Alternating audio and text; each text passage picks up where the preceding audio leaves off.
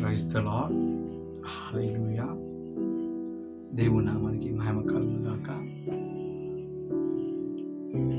ఈరోజు ఒక చిన్న విషయం గురించి మీతో మాట్లాడాలి అనుకుంటున్నాను.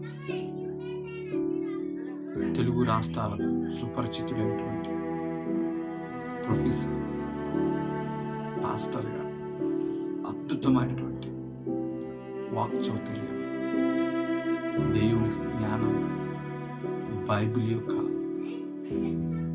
సారాంశం తెలిసినటువంటి వ్యక్తి ప్రకాష్ గంటేలా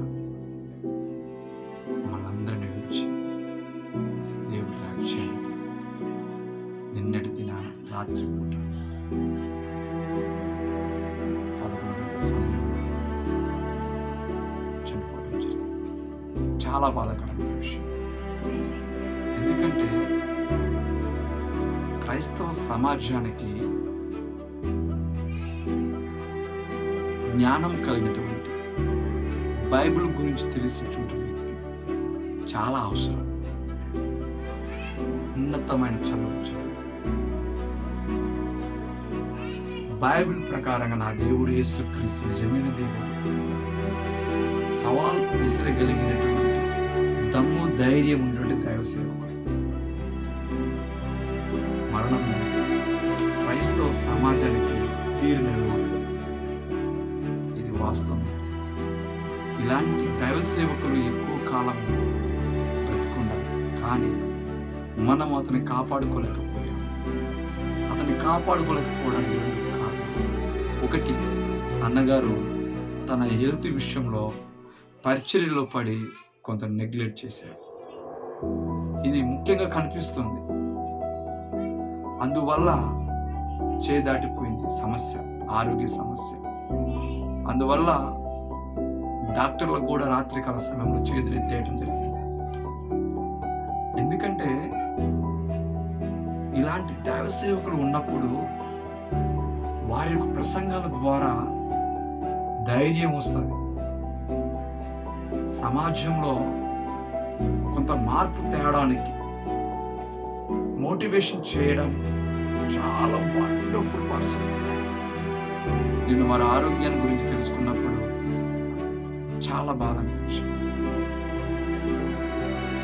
నేను త్వరలో రాబోతున్నాను, మంచి ఆరోగ్యంతో మరలా మీ ముందుకు రాబోతున్నాను అని అన్న చెప్పినప్పుడు వస్తున్నాడులే అనుకున్నాను.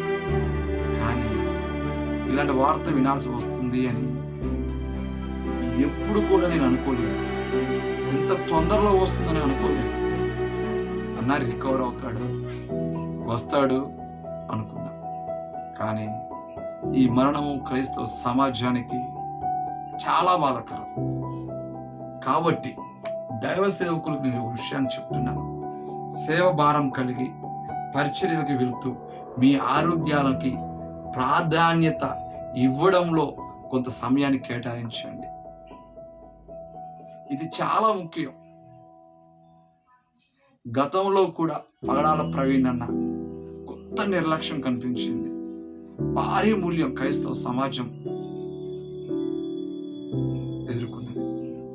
అది తీరక మునిపే మరొక దుర్వార్త ప్రకాష్ అన్న. ఇలాంటివి మరీ రిపీట్ కాకూడదని మనందరం ప్రార్థిద్దాం. వారి కుటుంబం గురించి, వారి గురించి, వారి యొక్క సంఘం గురించి, వారి కుటుంబ సభ్యుల ఆదరణ గురించి మనం అందరం ప్రార్థన చేయవలసినటువంటి బాధ్యత మన మీద ఉన్నది. నిజంగా నేను చెప్తున్నాను, సమాజానికి ఇలాంటి దైవ సేవకులు కావాలి. చాలా మంది చనిపోతున్నారు బ్రదర్, వాళ్ళందరి గురించి చెప్పట్లేదు కదా మీరు, ఇతని గురించి ఎందుకు చెప్తున్నారు బ్రదర్? అందరూ గొప్పవాళ్ళు కాదు. ప్రతి దైవ సేవకుడు దేవుడి దృష్టిలో గొప్పవాళ్ళే.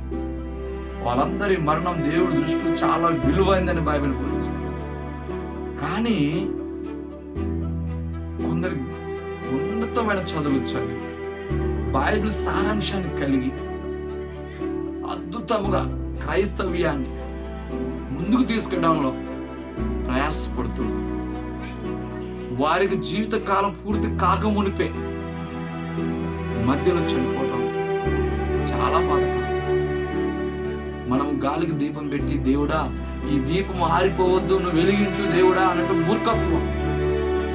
దేవుడు మంచి జ్ఞానాన్ని ఇచ్చాడు, మనకి మంచి మెడిసిన్ ఇచ్చాడు, ఉన్నతమైన డాక్టర్, జ్ఞానం కలిగిన డాక్టర్స్ ఉన్నారు.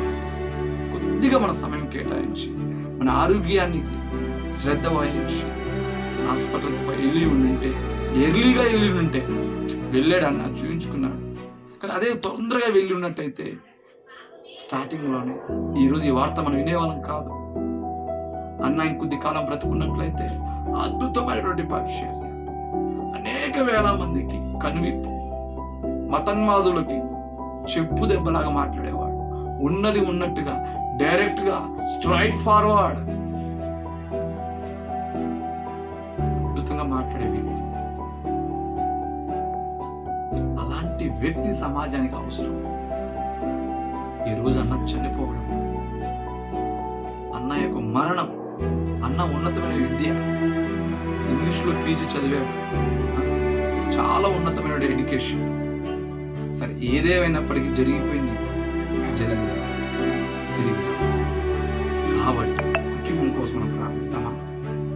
వారి కుటుంబ ఆదరణ కోసం అందరం కలిసి ప్రార్థిద్దాం. ప్రార్థన జ్ఞాపకం చేసుకొని మరలా మీ ముందుకు వస్తాను కొన్ని విషయాలు.